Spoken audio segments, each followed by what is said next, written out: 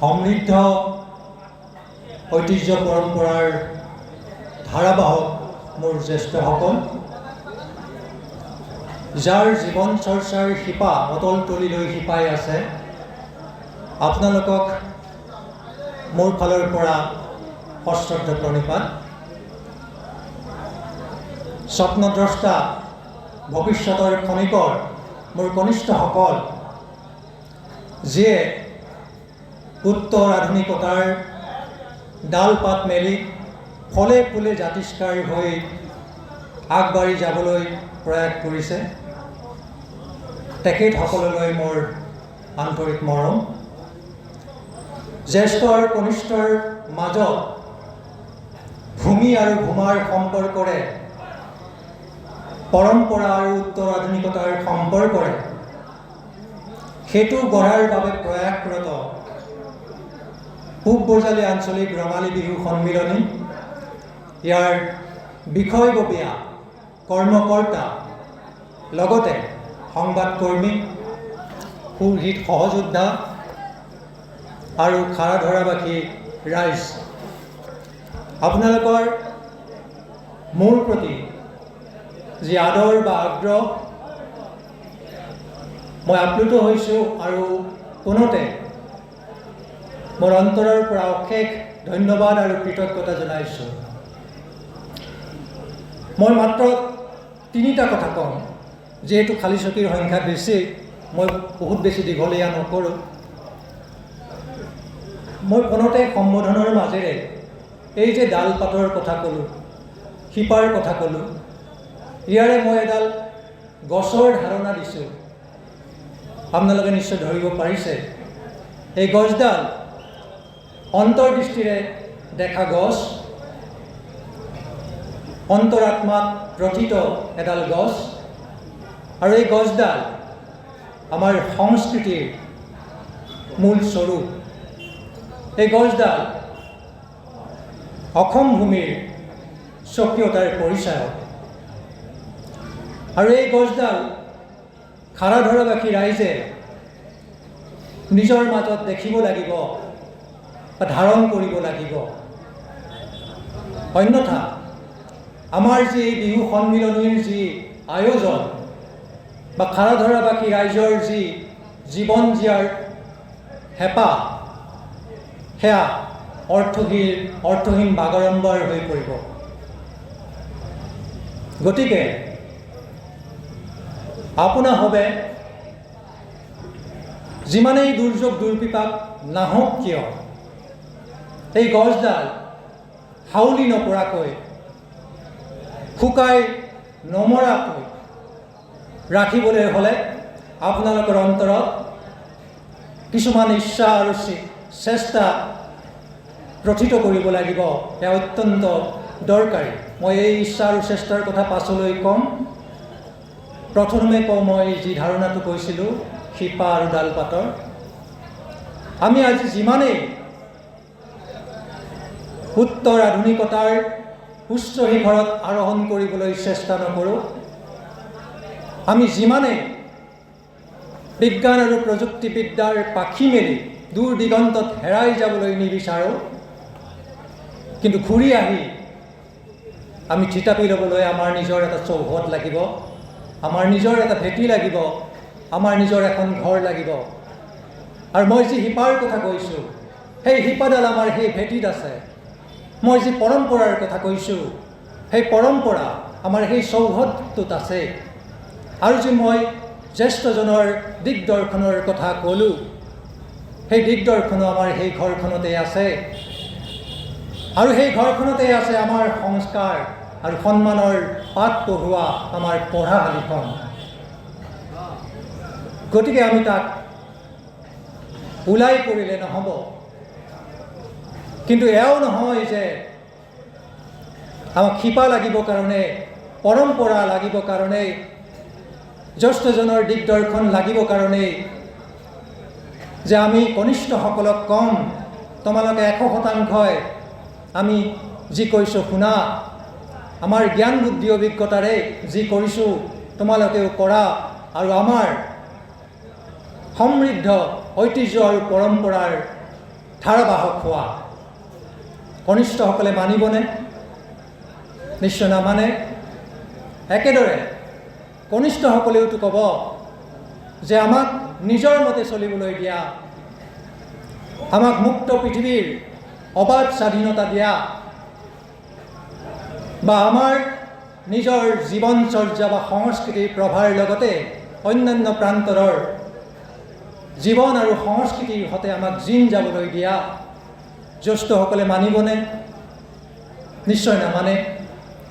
আৰু এই নমনাৰ মাজতে আমাৰ এটা দ্বন্দ্ব দিনে দিনে বাঢ়ি গৈ আছে, আমাৰ এটা ব্যৱধান বাঢ়ি গৈ আছে। এই কনিষ্ঠসকলে এদিন আকৌ জ্যেষ্ঠৰ ঠাই পুৰাবহি আৰু কনিষ্ঠসকলৰ ঠাই ল'ব আকৌ নতুন ধ্যান ধাৰণাৰে অহা নতুন মুখে। দ্বন্দ্ব একেই চলি থাকিব, ব্যৱধান একেই বাঢ়ি গৈ থাকিব। কাৰণ আমি আমাৰ জিন জীয়াৰ মন্ত্ৰটো আমি আওৰোৱা নাই। জিন জীয়াৰ মন্ত্ৰটো জানো, কিন্তু আমি বাস্তৱত প্ৰয়োগ কৰা নাই। আমি আমাৰ ভাৰসাম্যতাৰ বা সন্তুলনৰ নীতি আমি জানো, কিন্তু আমি তাক বাস্তৱত প্ৰয়োগ কৰা নাই। এই বিষয়ে উদাকণ্ঠ ডক্টৰ ভূপেন হাজৰিকাদেৱে তেখেতৰ গানৰ মাজেৰে কৈছে, কিছু দিব লাগে, কিছু ল'ব লাগে, জিন যাবলৈ হ'লে মিলিব লাগে, মিলাব লাগে, ৰবীন্দ্ৰনাথেও ক'লে। আমি এই কথা শুনিছোঁহে, অনুধাৱন কৰা নাই। আমি কি কৰিছোঁ যে আমি কিছু দিছোঁ ঠিকেই, কিন্তু আমি বহুখিনি লৈছোঁ। আৰু কেতিয়াবা এনেকুৱা হৈছে যে আমি বহুখিনি দিছোঁ আৰু কিছু লৈছোঁ। আমাৰ এই ভাৰসাম্যতাটো নোহোৱা হৈছে। একেদৰে আমি মিলিব আৰু মিলাব জনা নাই। কিমানখিনি মিলিম, কিমানখিনি মিলাম। আমি ইমানখিনি মিলিব লাগিব, ইমানখিনি মিলাব লাগিব যাতে আমাৰ মূল ভেটিটো উচন নাযায়। আমি ইমানখিনি মিলিব লাগিব, মিলাব লাগিব যাতে আমাৰ উত্তৰাধীনতাৰ গ্ৰাসত আমাৰ সংস্কৃতি বিজতৰীয়া হৈ নাযায়। আমি যে কৈ থাকোঁ সংস্কৃতি বিজতৰীয়া হ'ল, সংস্কৃতি অপসংস্কৃতি হ'ল, এই যে এটা বেলেগ সংস্কৃতিৰ মানুহে আমাৰ সংস্কৃতি গাঙুলিয়াই, আমি যে এটা বেলেগ সংস্কৃতি গাঙুলিয়াওঁ, সেই কথা দূৰতেই থাকক।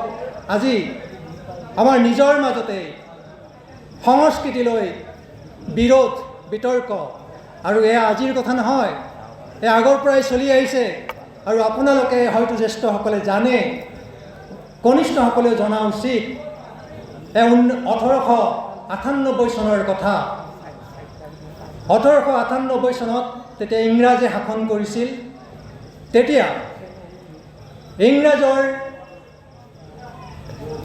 প্ৰধানত তেওঁলোকৰ কৰ্মচাৰী, সেই সময়ত উচ্চ শিক্ষিত বুলি ভবা আৰু নিজকে অসমৰ অভিভাৱক বুলি ভবা এচাম স্বাৰ্থপৰ লোকে আমাৰ এই বিহুটোক বিকৃত সংস্কৃতিৰ অশ্লীল প্ৰকাশ বুলি কৈছিল। কোনে কোনে কৈছিল মই সেইটো ইয়াত উত্থাপন নকৰোঁ, আপোনালোকে নিজেই চাই ল'ব। কিন্তু মই ক'ব বিচাৰিছোঁ, তেওঁলোকে যে কৈছিল আমাৰ এই বিহুগীতত অশ্লীল শব্দ আছে, ভাষাটো অশ্লীল, আমাৰ এই বিহু ভংগীমাত অশ্লীলতা আছে, সেইটো কোৱাই নহয়। তেওঁলোকে সেই সময়ত ইংৰাজ শাসনকালত থকা বিষয়াবৰ্গলৈ আৰ্জি জনাইছিল যাতে এই বিহু নিষিদ্ধ কৰিব লাগে, নিষিদ্ধ কৰিব লাগে বুলি আৰ্জি জনাইছিল। আৰু তাৰেই ফলশ্ৰুতিত তেওঁলোকে এই কথাত পতিয়ন গৈ বিহুক এটা সময়ত নিষিদ্ধ কৰিছিল। আৰু আপোনালোকে চাওক যে এই বিহু যি আমাৰ বিহু আত্মা বুলি কওঁ, সেই আত্মাক আমাৰ পৰা বিচ্ছিন্ন কৰাৰ পিছত আমাৰ অসমবাসীৰ মনোভাৱ কেনেকুৱা হৈছিল। খাব নোৱাৰা, শুব নোৱাৰা, খঙে লাজে অপমানে আধা মৰা। অথচ তেওঁলোকৰ নিজৰ মনৰ কথা ইংৰাজ চাহাবলৈ প্ৰেৰণ কৰিব পৰা নাছিল, ভাষাৰ সংকট আছিল। কিন্তু যিসকলৰ এই দায়িত্বটো আছিল, উচ্চ শিক্ষাৰে শিক্ষিত আছিল, তেওঁলোকে ইংৰাজক এই কথাটো অৱগত কৰা নাছিল, ইংৰাজৰ ৰোষত পৰাৰ ভয়ত। আপোনালোকে আজি জানিব লাগিব নতুন চামে যে সেই সময়ত 3গৰাকী ব্যক্তিয়ে ওলাই আহিছিল ইয়াৰ প্ৰতিবাদত। সেই তিনিগৰাকী ব্যক্তি নগাঁৱৰ পুৰণি গুদামৰ চলচলিৰ প্ৰথমগৰাকী হৈছে ঢোল ৰজা মহিমত তিটিংগা, তেখেতৰ ভনীয়েক চেনিমাই। আজি যে আপোনালোকে বিহু গীতত পায় চেনিমাইৰ কথা, চেনিমাই অকল এটা প্ৰতীক নহয়, চেনিমাই তেজ মঙহৰ এটা শৰীৰো। আৰু তেওঁলোকৰ লগত আছিল আনন্দ দাস।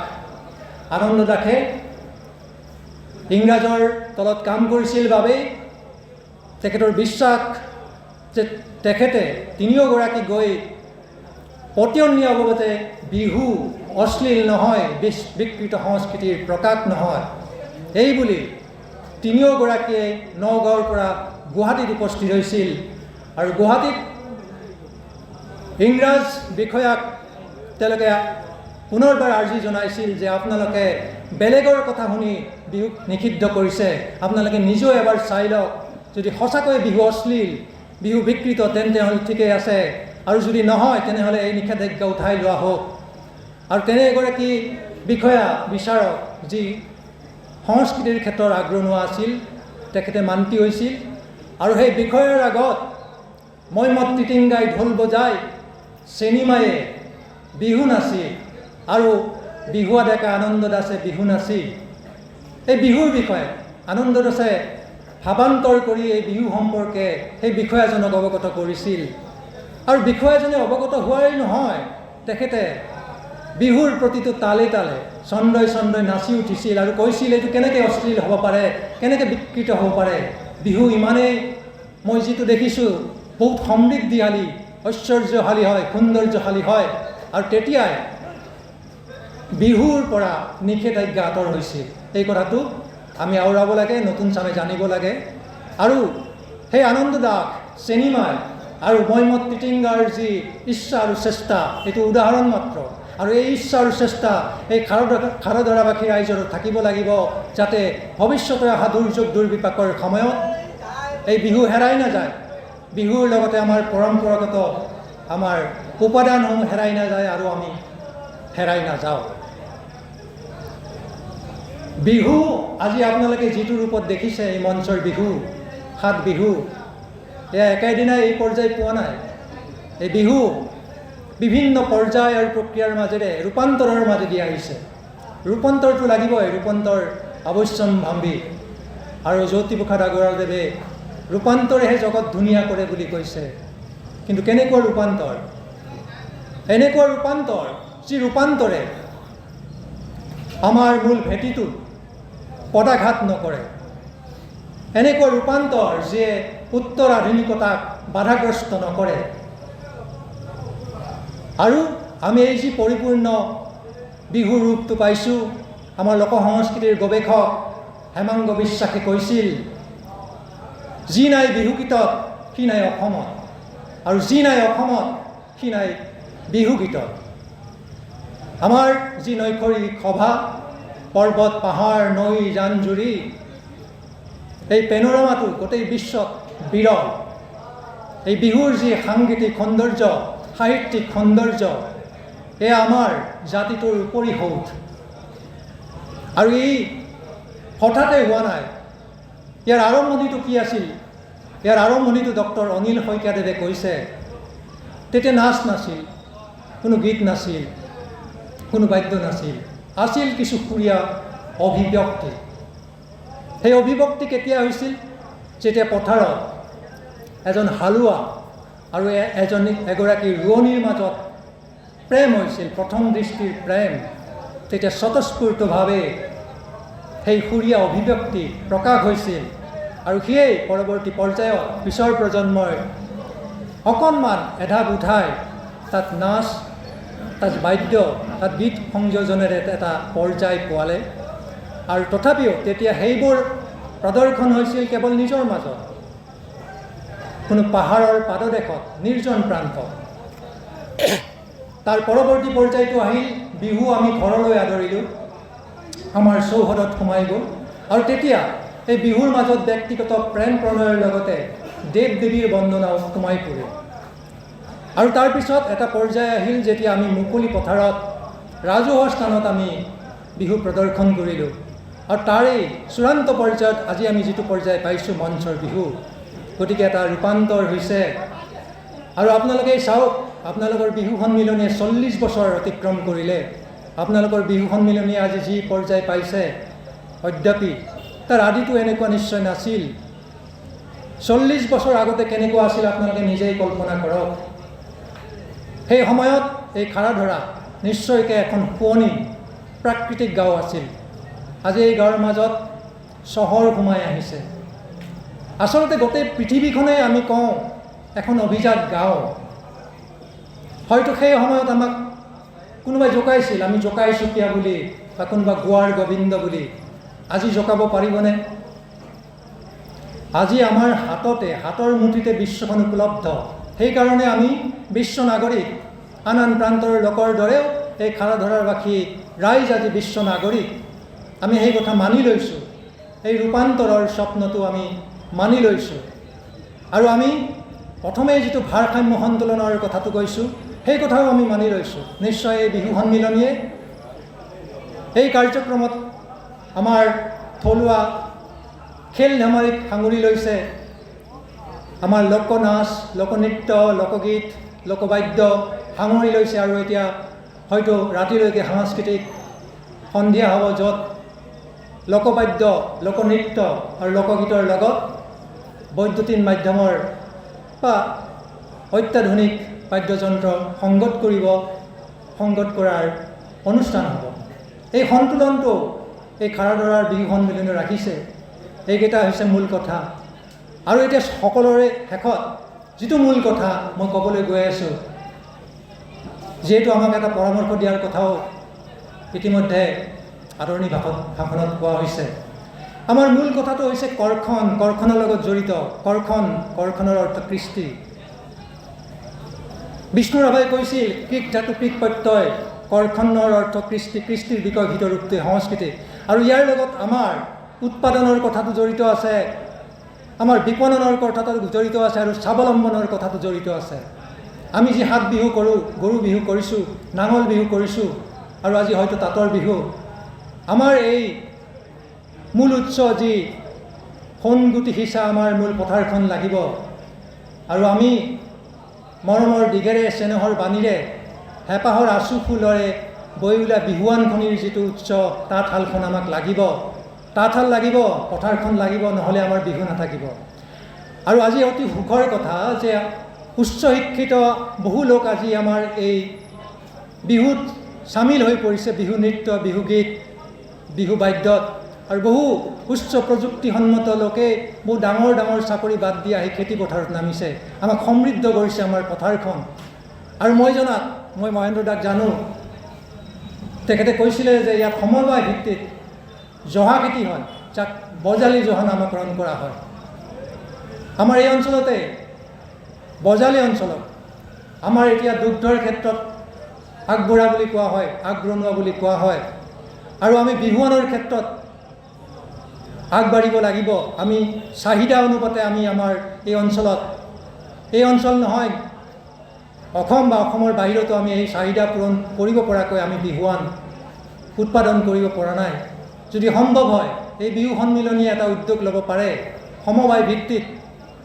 আৰু লগতে এই স্বাৱলম্বনৰ ক্ষেত্ৰত আমাৰ উপযুক্ত, আমাৰ ব্যাকৰণ সিদ্ধ, অবিধানবদ্ধ আমাৰ কাৰিকৰী জ্ঞান বা আখৰা কৰাব লাগিব, যাৰ দ্বাৰা আমাৰ অন্য প্ৰান্তৰৰ দৰে আমাৰ ইয়াৰ পৰাও নাচনি ওলাব, বিহুৱা ওলাব, আৰু লগতে শিপিনী ওলাব, ৰোৱনী, দাৱনী, খেতিয়ক ওলাব। আৰু যিয়ে এটা সময়ত আমাক গোটেই অসমখনক সমৃদ্ধ কৰিব।